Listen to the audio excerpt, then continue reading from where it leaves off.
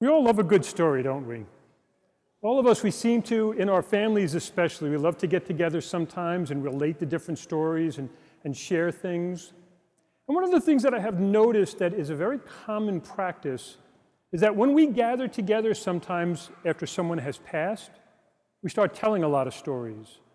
For some reason, it always just triggers that for us, that this is a time to recount the life of the person. This is a good time to tell some of the family stories, things that made us unique. And I think that that's a very healthy and wonderful thing that people do. The stories that we tell are incredibly important because so often we'll begin after a period of time to wonder what would happen should we forget. And lest we forget so-and-so who passed away, or lest we forget these stories, a lot of our own lives will be broken apart. You ever notice how when you're getting together and you're sharing those memories, it's almost like you're reliving them a little bit? It's almost like you have that connection once again. This past year, we all have a lot of memories to share, I know that. Some of us have some very tragic memories, some of us have some very joyous memories. I remember 1 year ago today, I had a whole ton of palm. I had nobody to give it to. And I can tell that story again and again of how difficult it was and how trying it was. And that has become part of my story. That has become part of your story. And together we comprise a much greater story. And lest we forget, here we gather yet again on a Palm Sunday. We come together here yet again on a Palm Sunday, and we tell our story. You can see in all the Gospels, if you spend a little bit of time, or if you just come every year, you're going to see the longest sustained narrative in every Gospel is basically what we just read. All of them. They all have in great detail what happened to Jesus Christ those last days. Very great detail of how he was treated, how he was destroyed, how he was tortured, how he was crucified, how he died and was buried. And we just told the story again. That particular story, for me, is so profound. And I think one of the real dangers is that after a while, we don't take it with the same seriousness. After a while, we don't have that same vigor, that same reaction. There are parts of the Passion every year when it's read. I mute my microphone sometimes because I get a little choked up. There are parts when I hear that St. Peter went out and wept, recognizing what he did. He wept over denying Jesus. My dear brothers and sisters, that is a profound way to approach this story. Peter went out and wept for what he had done. Have you wept for what you have done? Have you wept for what has happened in your life? Have you wept for the times when you betrayed Jesus? For those times when you denied him?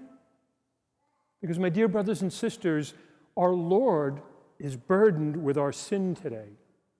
He's burdened with it for our sake. We are telling our story as Christians. Every year, the church asks us to celebrate Holy Week. Every year, the church asks us to take this particular week and stop everything else in our life. Now, I've been disappointed many times over the years as a priest, especially more and more as time goes by, with the number of people whose Holy Week is no different than the rest of the year, lest we forget how important this week is to us, lest we miss the point.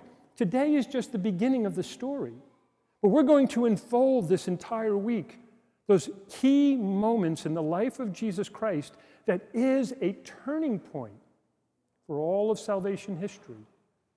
It's a turning point for everything that the people of the Old Testament were looking forward to and that we look back to every year. It's a turning point. And lest we forget what Jesus Christ did on our behalf. And so the church gives us every year this beautiful week, this beautiful Holy Week. If you haven't made plans, please make them today to let this week be tremendously different. We're just starting our story. We just started the recording, if you will, that we can look at once again. But it's going to play out. Tomorrow it plays out in an opportunity for reconciliation. The priests will be here for hours all afternoon hearing confessions. You have Tuesday and you have Wednesday. Maybe use those days to come quietly and read the Passion again. To sit here in the church and by yourself recall that powerful story we just heard. Read it again. Open your hearts up to the grace that's poured out from the cross. On Wednesday, of course, we traditionally call that Spy Wednesday. Normally that's when we would have a Tenebrae, but if you want to come back tonight at 7 o'clock, we're doing that Tenebrae tonight. It's called Shadows. Very powerful and moving work that allows us to enter into the darkness of Holy Week, the darkness that covers the earth. And that, my dear brothers and sisters, is something we can do for ourselves. Then, of course, Holy Thursday, Good Friday, Holy Saturday, those days speak for themselves. Holy Thursday, when we're confronted by the humility of Jesus who washes the feet of his own disciples. I'm feeling almost deprived because we don't get to wash feet again this year. To get down on his hands and knees in humility and wash their feet, but then feed them with his own body and blood and say, no, this is what it's about. This is what it's about. And then he starts the church by making his own disciples the first of the priests who will carry it to the ends of the earth. Then there'll be Good Friday, where we'll again get the chance from St. John's Gospel to reflect on this same thing that we just heard, told from a different perspective. It's like when you have two family members who get together, you start telling a story, and one says, no, it happened this way. No, it happened this way. And John's is a different account than St. Mark's. Then there's that stillness, that quietness of Holy Saturday, that stillness that overcomes the earth, when Jesus is descending to the dead, and we await. And we can gather together and await. For then we have that most powerful night at the Easter Vigil, next Saturday at 7:30, when we will recount salvation history once again and then be able to proclaim that death has not won, that God is the victor, and that you, my dear brothers and sisters, through the blood poured out on the cross of Jesus Christ, the story that we know so well, will recognize your redemption and the gift that God has given to you. And so don't let this week slip away from you. Don't see this as a week off that, the kids are off from school, we can run around and do all these different things. Take this week and make it different. Take this week and make it spiritual. Take this week and make it holy. For God is calling you to something more precious. And so, my dear brothers and sisters, I know your lives are crazy. I know a lot of you have experienced so many different things. I know your stories are so complicated at times. But this is one week when I ask you, simplify that story. Don't allow all of the hurts and the problems and the conflicts in our lives to pull you away from Christ when you need him the most.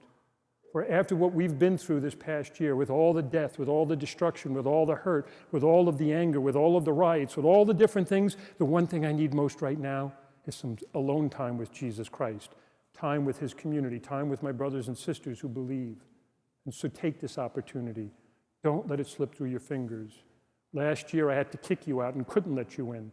This year, I'm asking you with the depth of my heart, join us, whether it be here in the church or via live stream, but join us.